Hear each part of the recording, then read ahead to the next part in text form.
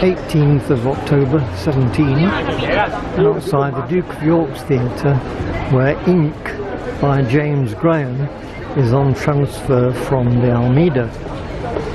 Now, further up the road, you can see there we have Labour of Love.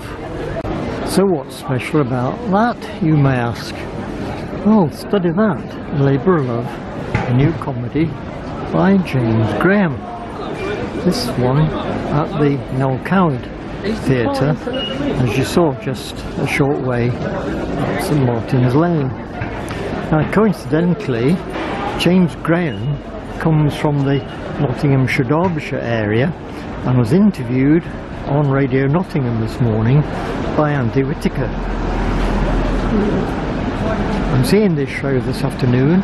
It's described as a new comedy, comings and goings in the Labour Party in the 1970s, I believe.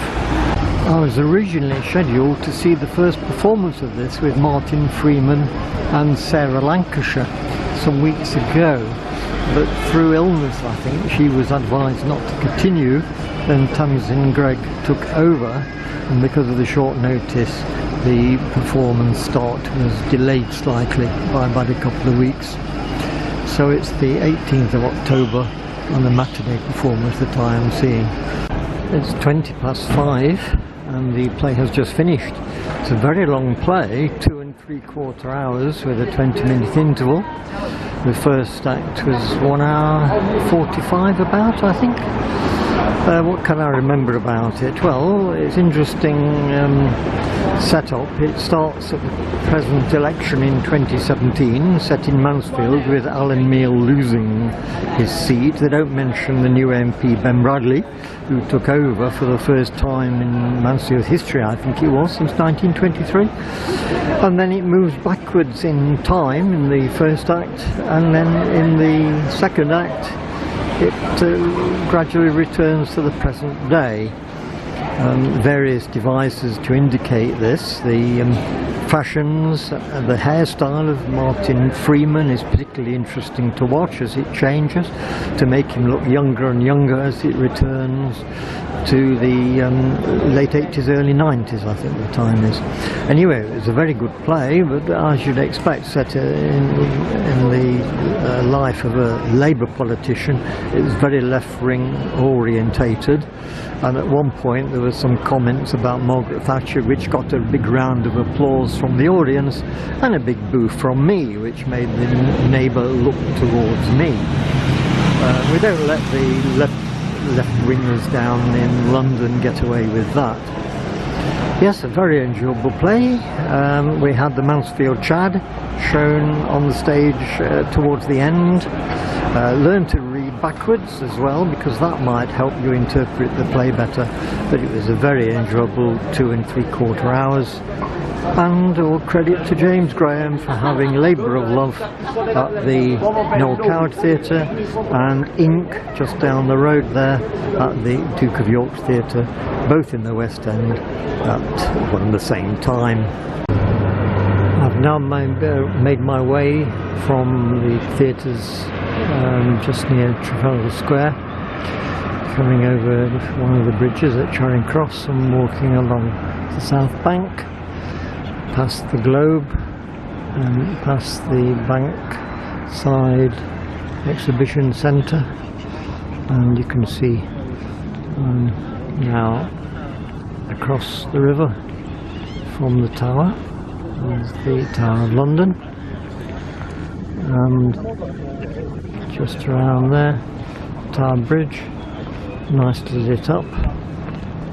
Then we move further round, we get the headquarters of the GLC. I'm on my way to the Bridge Theatre, which is on its first performance tonight, so the theatre is officially opening tonight with a production with Rory Kinnear of a play called Young Marx. I have to find my way to this theatre. I don't know where it is exactly yet, but let's see. So walking along the south bank a little bit closer to Tower Bridge, and if we swing around we see that it's not difficult to find the theatre. There it is, the Bridge Theatre with its interesting logo, the sloping eye, which I suppose is one of the roadways of Tower Bridge in its open state. Just outside the Bridge Theatre now.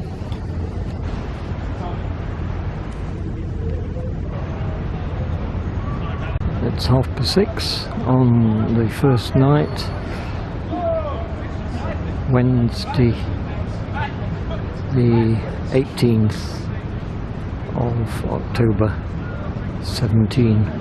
And there's the advertising for young Marx tonight. 7:15, and quite a few people have been arriving now.